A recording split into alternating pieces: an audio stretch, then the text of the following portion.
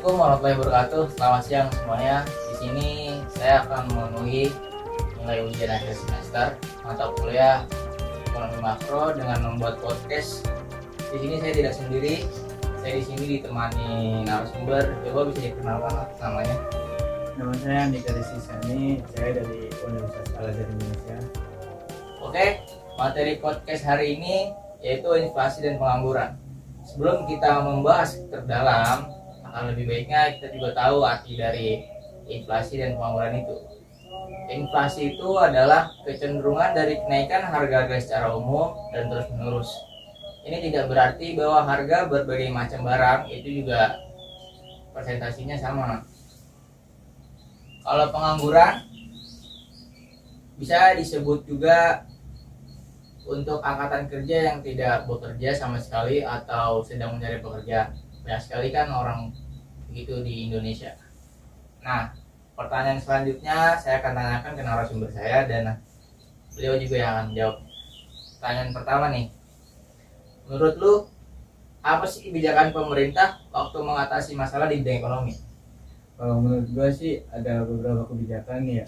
Contohnya tuh yang pertama kayak kebijakan fiskal. Nah itu fiskal tuh contohnya kayak subsidi BBM, gas gitu-gitu. Terus yang kedua tuh kebijakan moneter. Nah yang ketiga tuh kebijakan bukan fiskal dan bukan moneter. Contohnya tuh kayak mengendalikan tuntutan kenaikan pendapatan para pekerja. Oke. Lanjut pertanyaan berikutnya. Menurut pemahaman Anda nih ya, apa sih akibat buruk terjadinya inflasi itu di sebuah negara? Bisa mengakibatkan tingkat kemakmuran merosot. Berarti meningkatkan kemiskinan dong? Bisa seperti itu. Dengan terjadinya inflasi harga kan meningkat nih. Dengan yang awalnya makmur lalu harga yang fantastis sudah pasti naik, otomatis nilai uang pun menyusut atau melemah, dan itu yang mengakibatkan kemakmuran menurun. Oke. Nah, yang kedua tuh prospek pembangunan ekonomi jangka panjang di negara semakin memburuk dan tidak terkendali.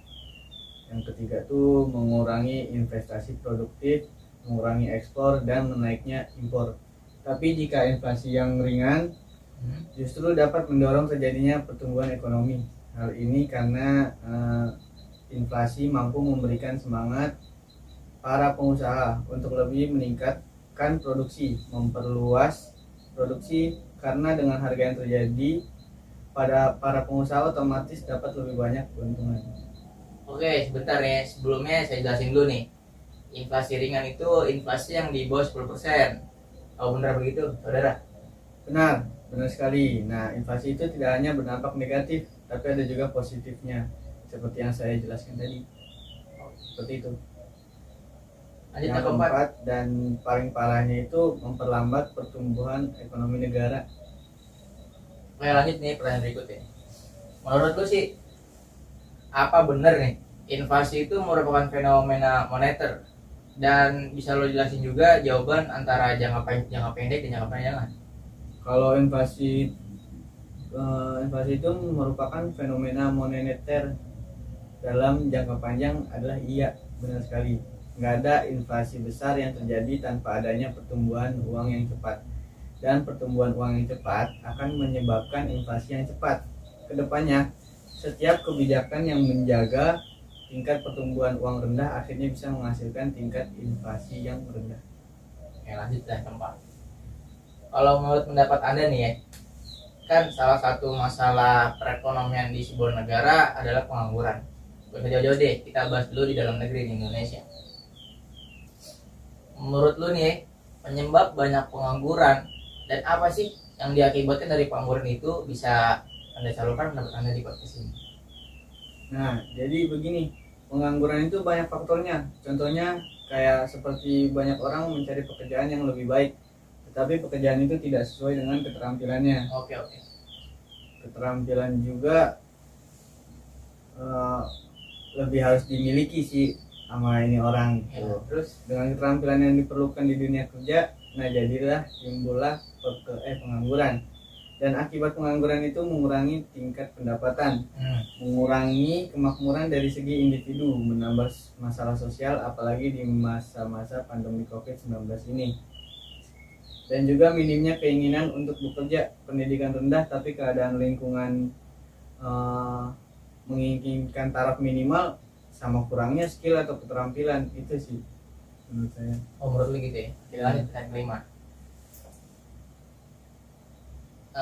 Kan kita dalam negeri nih, kita dalam di Indonesia nih banyak sekali masalah-masalah terutama di perekonomian yang sulit dipecahkan. Salah satunya kayak masalah kenaikan harga di setiap hari-hari besar, contohnya kayak Imlek nih ya. Menurut Anda nih, bagaimana sih solusi yang tepat untuk mengatasi naik turun harga pokok yang tidak terus-terus stabil?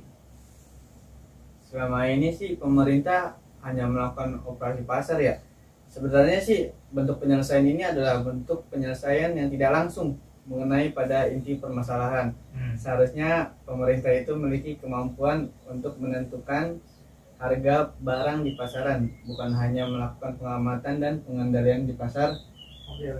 Dan penyuluhan yang tidak bersifat praktis. Tapi saya sih salut sama pemerintah tentang berita kemarin yang memberikan subsidi terhadap minyak goreng yang seharusnya tidak hanya minyak doang.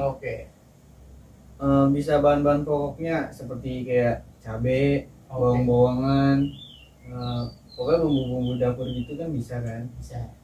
Nah, itu sama pentingnya kayak minyak gitu. Ya contohnya gitu aja, cabai, bawang-bawangan. Oke, sekian ya.